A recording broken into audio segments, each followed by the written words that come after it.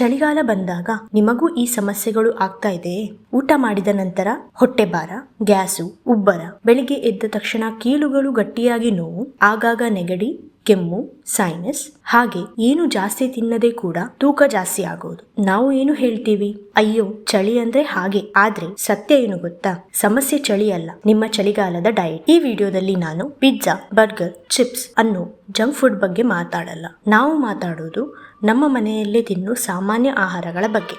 ನಾವು ಇದು ಹೆಲ್ದಿಯೇ ಎಂದು ಭಾವಿಸೋ ಕೆಲವೊಂದು ಆಹಾರಗಳು ಚಳಿಗಾಲದಲ್ಲಿ ದೇಹಕ್ಕೆ ಸೂಟ್ ಆಗಲ್ಲ. ಅದೇ ಕಾರಣಕ್ಕೆ ಗ್ಯಾಸ್, ಕಫ, ಸೈನಸ್, ಜಾಯಿಂಟ್ ಪೇನ್ ಇವೆಲ್ಲ ಜಾಸ್ತಿ ಆಗುತ್ತೆ. ಈ ವಿಡಿಯೋವನ್ನು ಕೊನೆಯವರೆಗೆ ನೋಡಿ, ಏಕೆಂದರೆ ನೀವು ದಿನವೂ ತಿನ್ನುವ 2-3 ಆಹಾರಗಳು ಈ ಲಿಸ್ಟ್ ನಲ್ಲಿ ಇರುವ ಚಾನ್ಸ್ ಇದೆ. ಚಳಿಗಾಲದಲ್ಲಿ ದೇಹದ ಕೆಲಸ ಮಾಡುವ ಸ್ಟೈಲ್ ಸ್ವಲ್ಪ ಬದಲಾಗುತ್ತೆ. ಚಳಿ ಜಾಸ್ತಿ ಇರುವಾಗ ದೇಹ ತನ್ನ ಬಿಸಿಯನ್ನು ಕಾಪಾಡಿಕೊಳ್ಳುತ್ತದೆ. ಅದಕ್ಕೆ ರಕ್ತ ಸಂಚಾರ ಸ್ವಲ್ಪ ನಿಧಾನವಾಗುತ್ತೆ. ಡೈಜೆಷನ್ ಅಂದ್ರೆ ಜೀರ್ಣಶಕ್ತಿ ಕೂಡ ಸ್ಲೋ ಆಗುತ್ತೆ. ಅದಕ್ಕೆ ಚಳಿಯಲ್ಲಿ ಹಸಿವು ಜಾಸ್ತಿ ಆಗುತ್ತೆ, ಆದರೆ ಎಲ್ಲದೂ ಜೀರ್ಣ ಆಗಲ್ಲ. ಅದಕ್ಕೆ ಜನ ಹೇಳ್ತಾರೆ, ಹಸಿವು ಇದೆ ಆದ್ರೆ ಹೊಟ್ಟೆ ತುಂಬಿದಂತೆ ಇದೆ. 7 ಆಹಾರಗಳು ನಾವು 7 ತಪ್ಪಿಸಲೇಬೇಕಾದ ಆಹಾರಗಳು. 1. ಮೊಸರು. ಚಳಿಯಲ್ಲಿ ನಾವು ಮಾಡುವ ಮೊದಲನೇ ತಪ್ಪು. ಮೊಸರು ಆರೋಗ್ಯಕರ ಅನ್ನೋದು ಸತ್ಯ, ಆದ್ರೆ ಚಳಿಯಲ್ಲಿ ಮೊಸರು ಎಲ್ಲರಿಗೂ ಸೇಫ್ ಅಲ್ಲ. ಚಳಿಯಲ್ಲಿ ಮೊಸರು ತಿಂದ್ರೆ ಕಫ ಜಾಸ್ತಿ ಆಗುತ್ತೆ, ಸೈನಸ್ ಬ್ಲಾಕ್ ಆಗಬಹುದು, ಕೆಮ್ಮು ಹೆಚ್ಚಾಗಬಹುದು, ಬೆಳಿಗ್ಗೆ ಎದ್ದಾಗ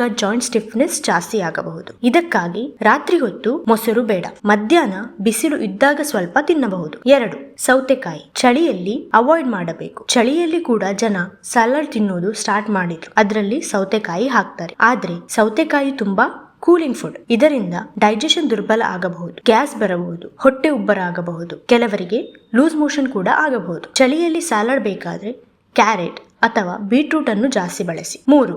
ಮೊಳಕೆ ಕಾಳು ಅಥವಾ ಸ್ಪ್ರೌಟ್ಸ್. ರಾ ತಿಂದ್ರೆ ಇದು ಗ್ಯಾಸ್ ಫಿಕ್ಸ್. ಸ್ಪ್ರೌಟ್ಸ್ ಹೆಲ್ದಿ ಅಂತ ಎಲ್ಲರೂ ಹೇಳ್ತಾರೆ, ಹೌದು ಹೆಲ್ದಿ, ಆದ್ರೆ ರಾ ಸ್ಪ್ರೌಟ್ಸ್ ಅನ್ನು ನಾವು ಸ್ಟ್ರೈಟ್ ಆಗಿ ತಿನ್ನುವುದು ಆರೋಗ್ಯಕ್ಕೆ ಒಳ್ಳೆಯದಲ್ಲ. ಚಳಿಯಲ್ಲಿ ಇದು ಗ್ಯಾಸ್ ಉಂಟು ಮಾಡುವ ಆಹಾರ. ಬ್ಲಾಟಿಂಗ್, ಹೊಟ್ಟೆ ನೋವು, IBS type problem, joint pain ಇರುವವರಿಗೆ ಇನ್ನಷ್ಟು ಟ್ರಬಲ್ ಉಂಟು ಮಾಡುತ್ತದೆ. ಸೇಫ್ ವೇ ಯಾವುದೆಂದರೆ ಸ್ಪ್ರೌಟ್ಸ್ ಅನ್ನು ಸ್ಟೀಮ್ ಮಾಡಿ ತಿನ್ನಿ. 4. ಬಾಳೆಹಣ್ಣು. ಸೈನಸ್ ಇರುವವರಿಗೆ ವರ್ಸ್ಟ್. ಚಳಿಯಲ್ಲಿ ಬಾಳೆಹಣ್ಣು ಹೆವಿ ಕಫ ಮಾಡುವ ಟೆಂಡೆನ್ಸಿಯನ್ನು ಹೊಂದಿರುತ್ತದೆ.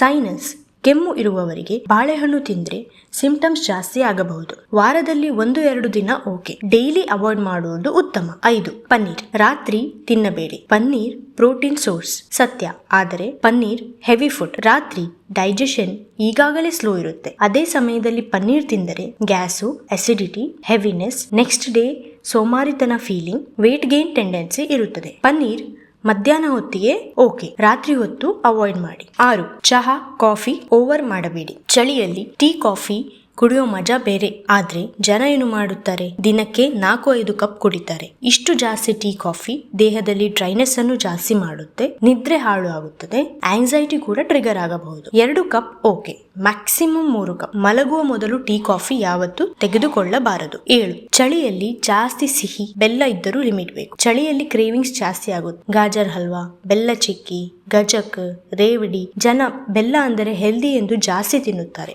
ಆದರೆ ಸತ್ಯ ಏನು ಗೊತ್ತಾ?